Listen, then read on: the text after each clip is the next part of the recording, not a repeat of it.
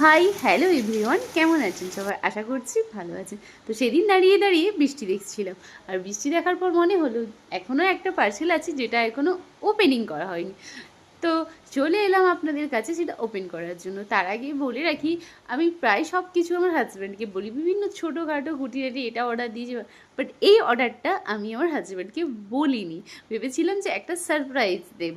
আর এটা যখন থেকে আমি অনলাইনে দেখেছিলাম, যে অর্ডার দেওয়ার পর ভেবেছিলাম যে কবে আসবে কবে আসবে কবে আমি হাতে পাবো।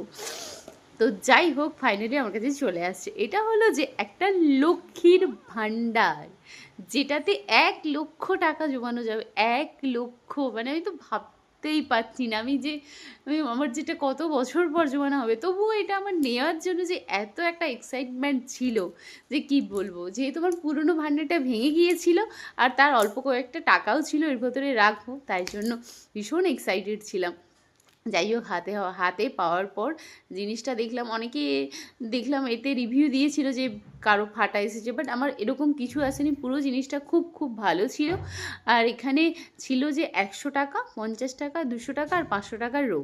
ঠিক আছে, সেই অনুযায়ী টাকাটা সেভিংস করতে হবে। আর একটা হয়ে গেলে একটা ঠিক চিহ্ন বা এরকম কিছু একটা মার্ক দিয়ে রাখতে হবে, যে বুঝতে পেরেছেন যে আপনি এতগুলো টাকা জমিয়েছেন।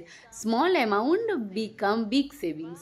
আমি জানি না আমার এই সেভিংস কবে পূর্ণ হবে, তবে যবেই পূর্ণ হোক না কেন আপনাদের আবার জানাবো। Tata, by.